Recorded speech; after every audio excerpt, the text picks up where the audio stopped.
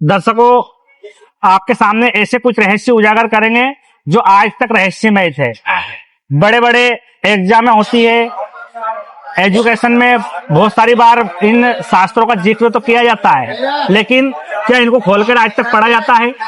बहुत सारे प्रश्न आज तक पूछे जाते हैं एग्जामों में। बड़े बड़े एजुकेटेड समाज है, पढ़ा लिखा समाज है, और सारा समाज पढ़ लिख करके IAS, IPS बहुत सारी बड़ी बड़ी एग्जामें पास करता है। लेकिन दोस्तों, आप पहले तो देख लीजिए, शास्त्र देख लीजिए, कितने सारे शास्त्र यहाँ पर रखे हुए हैं। इनमें कुछ ऐसे रहस्य हम उजागर करेंगे जो आज तक इतिहास के पन्नों में तो है, लेकिन जनता के सामने उजागर नहीं हुए। ऐसे गुड़ रहस्य जो आपको जानना जरूरी है। वास्तव में समाज में फैला क्या है और हमको पता क्या है, इन पुस्तकों में लिखा क्या है, हमको जानकारी क्या है। क्या इतनी सारी बड़ी बड़ी एग्जामें होती है, बड़े बड़े कोचिंग सेंटर चलते हैं, क्या इन लोगों ने भी इन शास्त्रों को आज तक नहीं पढ़ा? या बड़े बड़े धर्म गुरु रहते हैं जो प्रवचन करते हैं और इन शास्त्रों का नाम तो लेते हैं, लेकिन इनमें जो लिखा हुआ उनकी आज तक जानकारी नहीं देते हैं। तो यहाँ पर आप देख सकते हैं, ये अलग अलग शास्त्र यहाँ पर रखे हुए हैं। आप ये कैमरे में पूरे जानकारी आप देख सकते हैं। यहाँ पर रामायण भी रखी हुई है, गीता जी भी रखी हुई है। अब ये देख सकते हैं, यहाँ पर हमारे पास एक विशेष सत्यार्थ प्रकाश की बात करेंगे हम। ये सत्यार्थ प्रकाश आप देख लीजिए, ये सत्यार्थ प्रकाश। हम इनसे चर्चा करेंगे, जो जानेंगे कि इसमें खास विशेष कुछ बातें जो समाज को जानना जरूरी है, इसमें क्या लिखी है। जी नमस्कार सर। नमस्ते जी सर। हमारे दर्शक ऑनलाइन ऑन कैमरा है, हाँ जी। और इसमें ऐसी कुछ खास बातें जो समाज को जानना चाहिए, जो आज तक कोई जान नहीं पाया, इसमें जो समाज के लिए जरूरी है, इसमें क्या चीजें ऐसी लिखा रही है। सत्यार्थ प्रकाश आप लेकर हो, कहाँ से छपी, पूरी जानकारी हमारे दर्शकों को दीजिए। ठीक। दास आपको ये दयानंद सरस्वती जी द्वारा लिखाया गया सत्यार्थ प्रकाश है। इसमें से कुछ करता हूँ अपने सदगुरु देव जी की दया, सो आप सुनिए।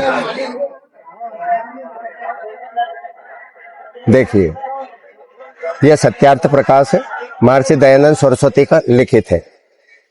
इसमें यहाँ पे प्रश्न किया गया है, विवाह का समय और प्रकार कौन सा अच्छा है। तो दयानंद सरस्वती जी इसका उत्तर दे रहे हैं, 16वें वर्ष से लेके 14वें वर्ष तक कन्या और 25 वर्ष से लेकर 48वें वर्ष तक पुरुष का विवाह समय उत्तम है। इसमें जो 16 और 25 में विवाह करे वो निकृष्ट, 18 वर्ष 20 वर्ष की स्त्री और तथा 30, 35 व 40 वर्ष के पुरुष का मध्यम, 24 वर्ष की स्त्री और 48 वर्ष के पुरुष का विवाह उत्तम है।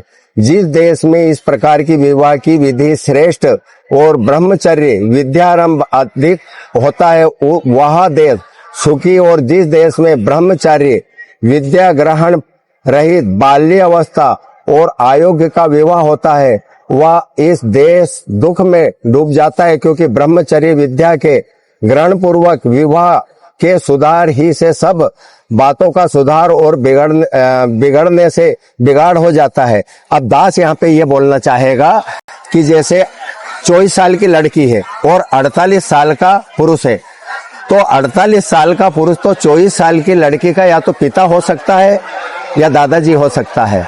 तो ये दयानंद सरस्वती जी जो है ये गलत लिख रहे हैं, और जिनको आर्य समाज का प्रमुख माना जाता है और इनके प्रवर्तक भी बहुत है, कृपया वो ध्यान दें। दास की बस यही करबद्ध निवेदन है। सच। दर्शकों, ये सत्यार्थ प्रकाश है, और मैं भी पढ़ा लिखा हूँ, कक्षा में इसके बारे में बहुत ज्यादा वो पढ़ा था कि ये बहुत अच्छी पुस्तक है और ये समाज सुधार का कार्य के लिए बहुत जरूरी है। लेकिन इस नाम कुछ और है, लेकिन इसमें लिखा कुछ और है। ये आपने खुद ने जाना होगा, प्रमाण भी देख लिया होगा। 24 वर्ष की लड़की और 48 वर्ष का पुरुष, ये विवाह के लिए इसमें सर्वश्रेष्ठ माना गया है। तो ये कहाँ तक सही है? पढ़ा लिखा समाज है, तो जो भी आपको संत रामपाल जी महाराज जी के विषय में जो भी गलत भ्रमणा समाज में फैला रखी है, वो इसलिए फैला रखी है क्योंकि संत रामपाल जी महाराज जी ने ऐसी जो गलत चीजें हमारे शास्त्रों में जो लिखा रही है, उनको संत रामपाल जी महाराज जी ने उजागर किया है।